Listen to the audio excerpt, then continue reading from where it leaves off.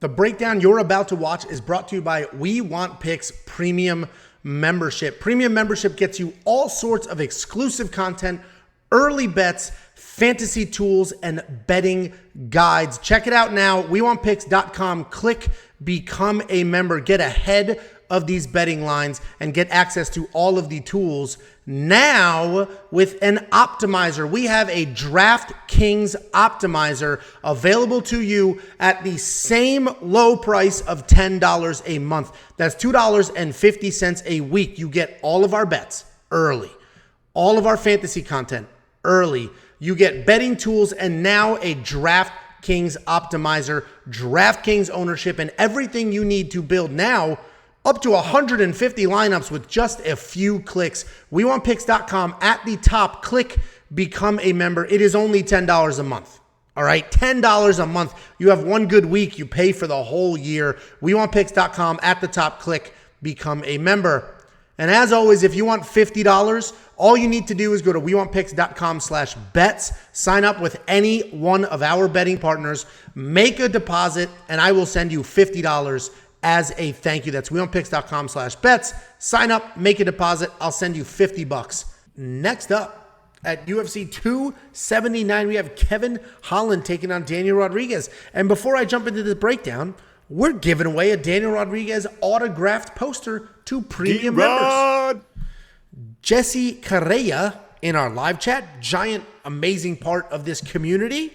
Jesse Correa.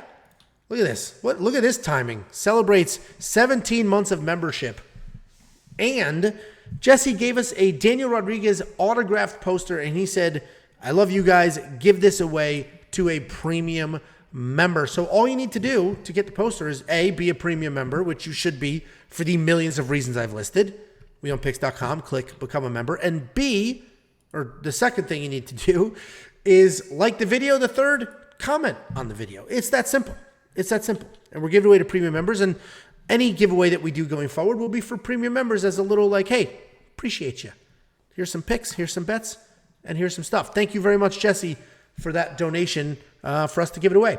We got Kevin Holland taking on Daniel Rodriguez. Kevin Holland is 23-7 overall, 2-2-1 in his last 5 with 2 consecutive wins at welterweight. Daniel Rodriguez is 16-2 overall, 4-1 in his last 5, and he is coming back after a year away. Kevin Holland is a middleweight. He moved down to welterweight, but this fight is at 180-pound catch weight instead of welterweight. I'm not 100% sure why. Do you know? I wish I did. Damn it. Yeah, you blew it. Kevin Holland is an accurate and powerful striker who has miserable takedown defense, but he is a solid grappler on the ground. Other than the wrestling, Kevin Holland is a killer. He's a sniper on his feet. He's got great accuracy, solid range, and he can grapple really well. The problem is he has no control over if he's standing around the ground. He has no offensive takedowns, can't defend the takedown. And just because it is insanely easy to take him down, it doesn't mean that you're safe, right? Tim Means took him down twice and then got submitted. Daniel Rodriguez is a very good boxer who picks his shots well. He's got good takedown defense, but not much to offer in the grappling department. But that's not even going to matter in this matchup. His boxing is crisp and his cardio is very good, which is an asset for him because even though he has a bunch of knockouts, he's not chasing power. He's not throwing big bombs. He's lighting people up, touching them, wearing them down, and then finding his spots. This should be a really fun fight, and this really is the perfect opportunity to see how good Kevin Holland actually is because Daniel's going to be probably the best pure striker that Kevin has fought, and I'm looking forward to see Kevin just do whatever he wants to do without worrying about the takedowns. In every single one of his fights, he's had to worry about being taken down, and now he's not going to have to do that here. I think this fight is closer than these odds, right? Right now, minus 200. But I think this fight is closer. I am going to go with Kevin here. I think he's going to be bigger. I think he's going to be more powerful. I think he's more accurate. I don't think he's the more technical striker, but I do think he's more accurate. And if somehow this does hit the ground, there's a giant skill gap there. It's a really interesting matchup. I'm not going to argue with anybody who says Daniel Rodriguez wins this fight because he's a very, very good boxer. What do you think, Jakey boy? Oh boy. So this is how I see this fight. And let me preface this by saying, and Angelo knows this as well, I'm a big Kevin Holland dude. I absolutely love Kevin Holland. As a person, he's a funny dude. As a fighter, he's so much fun to watch. I have been on Kevin Holland for a long time. Very, very fun dude to watch. I'm so glad that he dropped down to 170. I wish I knew, again, that why this is a catch weight, but I'm glad he dropped down to 170 to really show off what he can do and not just being dominated by the big wrestlers at 185. I hope that he really, really shines at 170 and pushes up towards the title. With that being said, Angelo, and I hate to do this to my dude Kevin, but I see this exactly, and I mean to a T, exactly like the Nathaniel Wood and Charles Jourdain fight. With that being said, as far as Kevin Holland being Charles Jourdain, because everyone loves him because he's tough, he's fun to watch, he can put people away, he's a wild striker. But when you watch these guys strike, Angelo, there's one dude that's very technical, and there's one dude that just throws power shots and is looking for that power shot, and Daniel Rodriguez is the Nathaniel Wood of this matchup. He's going to be the more technical striker. And if you look at Kevin Holland's wins, and you look at his wins, Daniel Rodriguez is not Tim Means. I mean, he is not Tim Means. He is not Cowboy Oliveira, who, by the way, was piecing up Kevin Holland in the first round of that fight. Kevin Holland looked like absolute crap in the first round of that fight versus Cowboy. And obviously Cowboy looked fantastic. That's the best Cowboy's looked in a long time. But I mean, absolutely piecing up Kevin Holland to where he went back to his corner and was like, holy shit, what the hell am I doing in this matchup? He is not 40-year-old Jacare, who took him down and, it was a weird knockout. He is not Charlie Ontiveros, who Kevin Holland beat. Everyone knocks out Charlie. I mean, poor Charlie. He put out Buckley.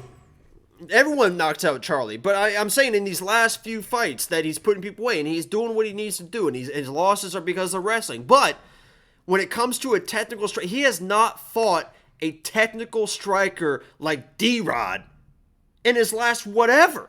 I mean, one of the most technical strikers that he's probably fought. He is the most technical striker. It's probably Marvin Vittori, but he's not really a dynamic striker. He's just kind of ones and twos, and that was more of the takedown routes that he took in that, in that matchup. But I mean, D-Rod is the most technical striker that this dude has faced. And like I said, and then Nathaniel Wood break down Charles Jourdain. Charles Jourdain was the much more dangerous fighter in that matchup. Kevin Holland is a much more dangerous fighter in the matchup. The difference is Nathaniel Wood had a little bit of the wrestling to complement his striking. D-Rod doesn't really have that. So if this goes to the ground, he is in danger with the jiu-jitsu and the weird long limbs of Kevin Holland. But on the feet, as I've said time and time again, Angelo, I will always pick the better striker in a mostly striking matchup, which I think this is.